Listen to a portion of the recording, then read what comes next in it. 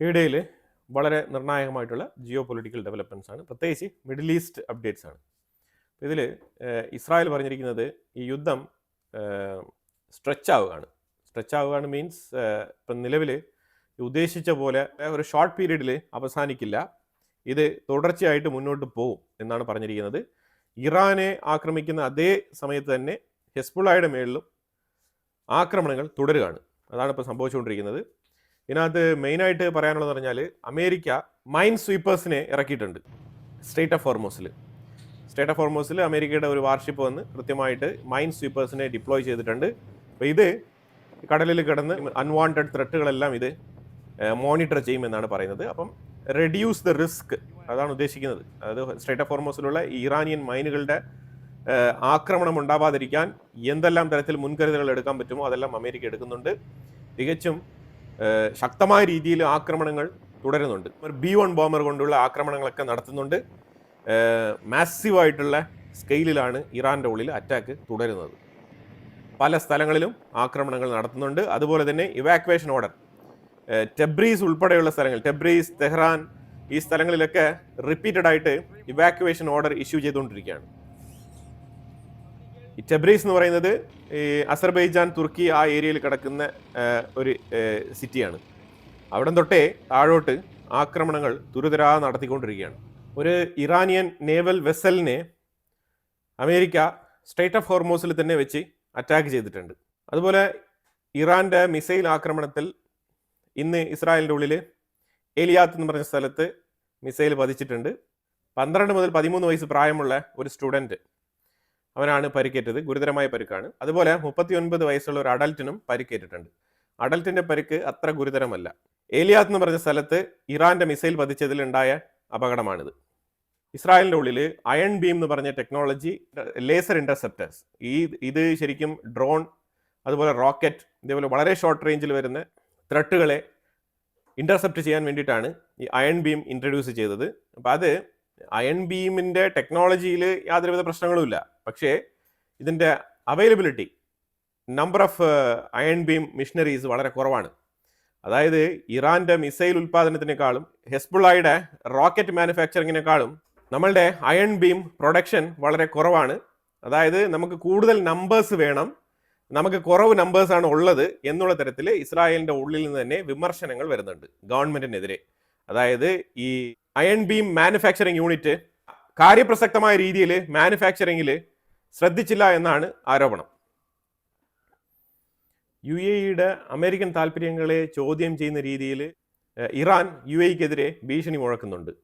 എന്തുകൊണ്ട് UAE എന്ന് പറഞ്ഞു കഴിഞ്ഞാൽ ഇതിനകത്തൊന്നും തന്നെ പറയാനില്ല. പക്ഷേ അവർ UAE-യെ സ്പെസിഫിക് ആയിട്ട് ടാർഗറ്റ് ചെയ്യുന്നുണ്ട്. രണ്ടാമത്, ഇസ്രായേൽ തെഹ്റാൻ്റെ മേളിൽ തകർത്ത് വെച്ചുള്ള ആക്രമണങ്ങളാണ് നടത്തിക്കൊണ്ടിരിക്കുന്നത്. ഇന്നലെ രാത്രി അമേരിക്ക ഏതാണ്ട് 90 ടാർഗറ്റ് അറ്റാക്ക് ചെയ്തിട്ടുണ്ട്. 90 സ്ഥലങ്ങളിൽ അറ്റാക്ക് നടത്തിയിട്ടുണ്ട്, including Kharg island. Large scale precision സ്ട്രൈക്കാണ് നടത്തിയത്. ഇസ്രായേൽ ഇന്നലെ ഇറാൻ്റെ മെയിൻ സ്പേസ് റിസർച്ച് സെൻറ്ററിലേക്ക് അറ്റാക്ക് നടത്തിയിട്ടുണ്ട്.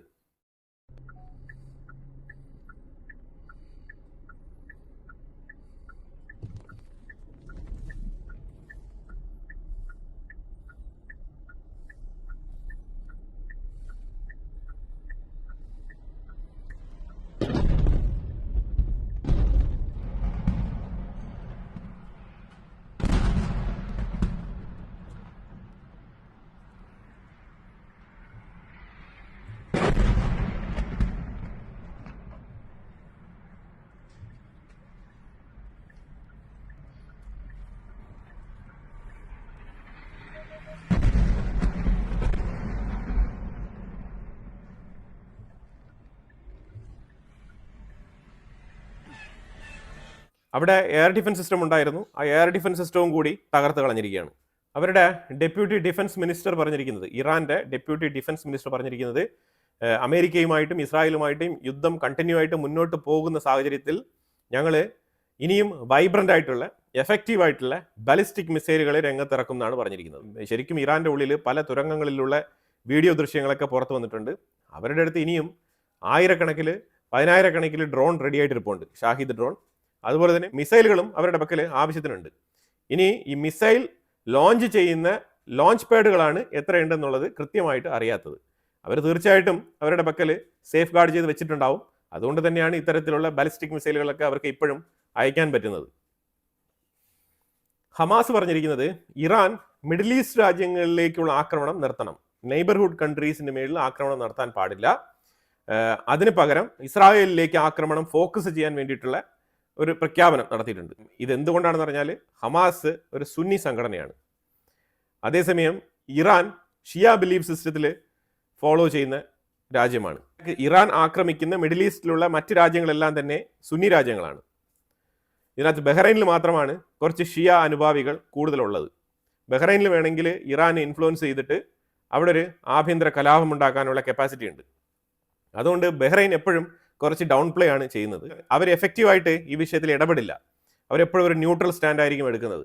എന്നാലും ബഹ്റൈൻ്റെ ഉള്ളിലേക്ക് ആക്രമണങ്ങൾ ഇറാൻ തുടർച്ചയായിട്ട് നടത്തുന്നുണ്ട്. അത് ഒരു പരിധിവരെ ഭരിക്കുന്ന ഗവൺമെന്റിനെതിരെ ഒന്ന് മോട്ടിവേറ്റ് ചെയ്ത് വിട്ടു കഴിഞ്ഞാൽ വലിയ രീതിയിൽ ഒരു പ്രതിഷേധം ഉണ്ടാവാനുള്ള സാധ്യതയുണ്ട്. അപ്പോൾ ഇതൊക്കെ മുന്നിൽ കണ്ട് തന്നെയാണ് ഇറാൻ കളിക്കുന്നത്. പക്ഷേ ബഹ്റൈനും ഇതറിയാം. അത് അറിഞ്ഞുകൊണ്ട് തന്നെയാണ് ബഹ്റൈൻ ഇത്തരത്തിലുള്ള പ്രതിഷേധങ്ങളെ അടിച്ചമർത്തിക്കൊണ്ട് മുന്നോട്ട് പോകുന്നത്. ഇസ്രായേൽ ലെബനനിൽ ഖുദ്സ് ഫോഴ്സിന്റെ ചീഫ് കമാൻഡറെ എലിമിനേറ്റ് ചെയ്തിട്ടുണ്ട്. ഹിഷാം അബ്ദുൽ കരീം യാസിൻ എന്നാണ് ഈ ഖുദ്സ് ഫോഴ്സിന്റെ കമാൻഡറിന്റെ പേര്.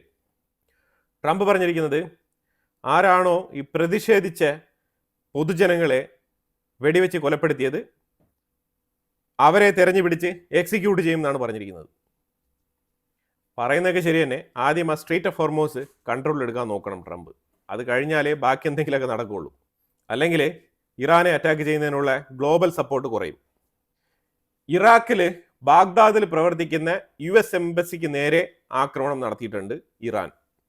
ഇത് ഇറാനാണോ നടത്തിയത് ഇല്ലെങ്കിൽ ഇറാഖിലുള്ള മിലീഷ്യ ഗ്രൂപ്പുകളാണോ നടത്തിയത് എന്ന് നമുക്കറിയില്ല. കാരണം അവിടെ 10-16 ഗ്രൂപ്പുകളുണ്ട്. ആരാണ് ഇത് നടത്തിയത് എന്ന് വ്യക്തമല്ല. കാരണം ഡ്രോൺ അറ്റാക്കാണ് ചെയ്തിരിക്കുന്നത്. ഇന്ത്യക്ക് വേണ്ടിയിട്ടുള്ള LPG ക്യാരി ചെയ്ത് വരുന്ന ഷിപ്പുകളെ സ്ട്രൈറ്റ് ഓഫ് ഹോർമോസിലൂടെ കടത്തിവിടാൻ ഇറാൻ സമ്മതം അറിയിച്ചിട്ടുണ്ട് എന്നുള്ള വാർത്ത ഇപ്പം കൺഫേം ആയിട്ട് വരുന്നുണ്ട്. 1-2 ഷിപ്പുകൾ മാത്രമല്ല, അവിടെ ഇപ്പം കുടുങ്ങിക്കിടക്കുന്ന ഇന്ത്യൻ ഷിപ്പുകൾ മൊത്തത്തിൽ 1 by 1 ആയിട്ട് ഇന്ത്യയിലെത്തും. അത് വളരെ ക്വിക്കായിട്ട് തന്നെ എത്തും എന്നാണ് മനസ്സിലാക്കാൻ പറ്റുന്നത്. ഇറാൻ്റെ ഉള്ളിലുള്ള IRGCയുടെ പല നേതാക്കളുടെയും തലയ്ക്ക് $10 മില്യൺ ബൗണ്ടി പ്രഖ്യാപിച്ചിരിക്കുകയാണ് അമേരിക്ക. ബൗണ്ടി പ്രഖ്യാപിക്കേണ്ട കാര്യമൊന്നുമില്ല. ഇവരെല്ലാം ഇറാനിൽ തന്നെയാണ് ഉള്ളത്. പക്ഷെ ഇവരെല്ലാം മഷാദ് എന്ന് പറയുന്ന സ്ഥലത്ത് ഒളിവിലാണ്. ഇവർ ഒളിവിൽ പോയത് കൊണ്ടാണ് ബൗണ്ടി പ്രഖ്യാപിച്ചിരിക്കുന്നത് അമേരിക്ക. ഇപ്പോൾ എന്തായാലും കീ അപ്ഡേറ്റ്സ് ആണ് ഈ വീഡിയോയിൽ നമ്മൾ അപ്ഡേറ്റ് ചെയ്തത്. ഇതിനെക്കുറിച്ചുള്ള അഭിപ്രായങ്ങൾ കമന്റ് ബോക്സിൽ രേഖപ്പെടുത്തുക. കൂടുതൽ വാർത്തകളുമായിട്ട് അടുത്ത വീഡിയോയിൽ വരാം. Thank you so much.